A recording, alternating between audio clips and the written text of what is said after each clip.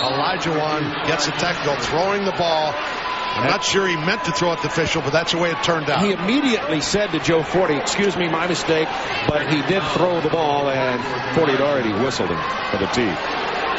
Rockets kind of losing their poise. They had it so easy in the opening game of the series, and right now are in real danger. So Drexler gets the personal. Akeem gets the technical. Hawkins, 92% career free throw shooter, one of the best in the games in the playoffs. See, there it is. See, he's not looking where he threw the ball, and then immediately went, whoa, no. Yes.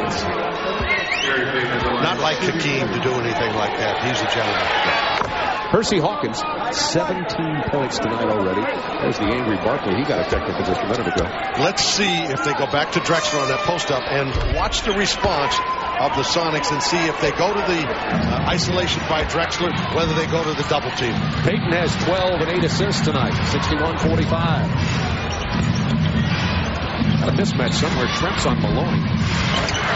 Bad pass. Outlet. Trent is going to beat the field unless Barkley gets there, and he doesn't. 63-45. We were trying to think of a word for Seattle, and someone suggested schizophrenic. Yeah, we talked about the multiple disordered personality. They also play that way sometimes. There's Drexler to the hoop again. 13 seconds in the half. 16 points, Seattle lead. Who's on Payton? Nobody. The tip by Hawkins to Cummings for the jam. Houston, I said, methodical and poised. They've been anything but this quarter. Maloney at the buzzer. 18 points, Seattle lead. They've done it with defense. Their scorer so far, leading scorer is Hersey Hawkins with 17, 3 of 4 from beyond the arc. Seattle outscored Houston 35-17 in the second period. Nike halftime report coming your way right after this.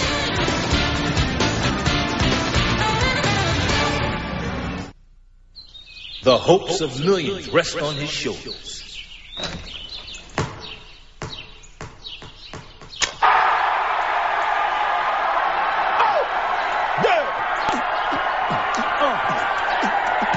Well, here's what a 31-8 run will do for you. Sonics on top of the Rockets 65-47 after 24 minutes. We welcome you to the Nike Halftime Report. Along with Cheryl Miller, I'm Ernie Johnson, and our guest tonight, the Pistons' Lindsey Hunter. A little bit different story in Game 2 than in Game 1 in this one. What are your impressions so far, Lindsey?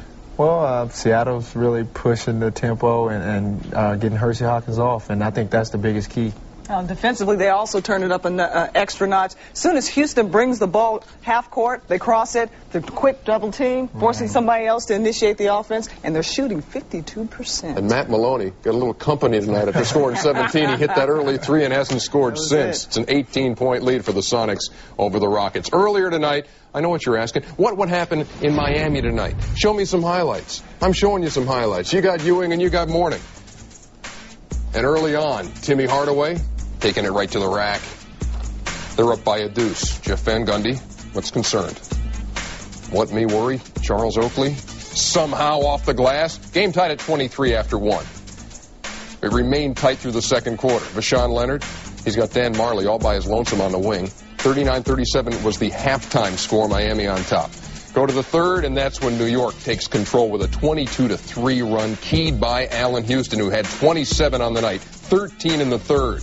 Houston again knocking it down. So the Knicks on top and staying right there as Patrick Ewing goes up top. 66-55 after 3. Defensively, look at Ewing swatting that stuff away from Mourning. Pat Riley sees it slipping away in the opener at home. For good measure. Major facial. Yeah, major would be the operative word there, and Patrick Ewing's all pumped. He had 24 points and 16 rebounds, and the Knicks steal Game 1, 88-79. Boy, the free throw line was huge because New York hit 30 out of 32, Miami 18 out of 31. Hey, let's hear from Vernon Pat. The quote that I read in the paper concerning your relationship with Alonzo was, "I'm going to kick his butt and take him out to dinner." Where are you eating tonight? I'm not sure. This is his town, so wherever he wants. I'm not sure he's going to want to, but I'm just happy that we got the win. not a one-on-one matchup, and I don't want everybody making this thing out to be a one-on-one match. It's not a boxing match. You know what I'm saying? It's 5-on-5, man. And part of that 5-on-5 matchup, the two guards, and Allan Houston dominating Voshon Lenard 27-2. He outscores him. In fact, Voshon takes the bagel on the night from the field. Allan Houston leading the Knicks with 27 points. Game 2, Friday night, 8 o'clock, right here on TNT. Big night, Lindsey, for your former teammate, Allan Houston. That's my man. Hey, he's doing what he does best. And I've always told him that he's one of the best scoring guards in this league, and he's proven it. He's more aggressive now, though, than he was when he played with you and earlier this year with the Knicks. Absolutely. I had a pep talk with him yesterday. Oh, yeah, this is the reason. I'll take some credit, Allan. But I talked to him a little yesterday, and he seemed relaxed, and he came out tonight and really was aggressive, and I was glad to see him play that way. Well, Miami was really concerned about trying to keep Zoe on the floor. Unfortunately, not only Zoe got into foul trouble, but Timmy Hardaway, which really hurt them down the stretch. Poor foul shooting, and the fact that Voshon Lenard, the number 2 scorer, didn't get off. They missed his 15 points. A huge third-quarter run. Alonzo Mourning has got to stay on the floor in this series, or it's going to be over quick for Miami. Back with more on the Nike Halftime Report in just a minute. Hersey Hawkins, only 12 points in Game 1 of this series, had 13 in the first quarter, and has 17 at the break. Sonics leading big. We'll be back.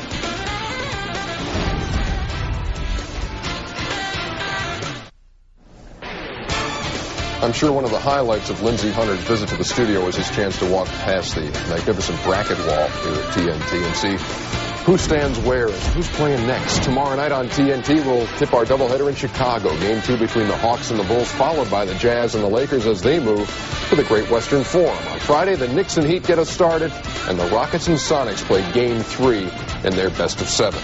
Let's look ahead to tomorrow night's doubleheader. And Lindsey, out of your division, both of these teams, the Atlanta Hawks and the Chicago Bulls, and your take on what Chicago's been able to do so far in the postseason. Are they beatable? I think now they are beatable. Every team has pushed them to the limit, and I think Atlanta will do the same. Do they play to the level sometimes, though? I mean, they do just enough. They find a way. They've won games by 5, by 1, and by 3. Well, who's to complain? They'll always find a way. They've won so many championships. They take the challenge and they answer it, and time after time they've done the same thing. Is it tough for you to sit here and say, boy, Atlanta's playing Game 2 and it should be us? Yeah, I said that during Game 1. So it's tough, but it makes you hungry, and all of our guys are ready to get back in the gym and get back to doing it. Well, looking at that Hawks team, who needs to step up now? Oh, it's hard to say. I think if they keep playing the way they're playing, they're going to give Chicago a good run. Not saying they're going to beat them, but they're going to give them a good run. So we're going to see more of this? I think so. I think so. Make your plans now to be in front of the set tomorrow night for Game 2 in the Chicago-Atlanta series. Back to put the wraps on the Nike Halftime Report in just a minute. Big smooth Sam Perkins on the receiving end of the Hersey Hawkins feed. Hersey, a lot of highlights here at halftime.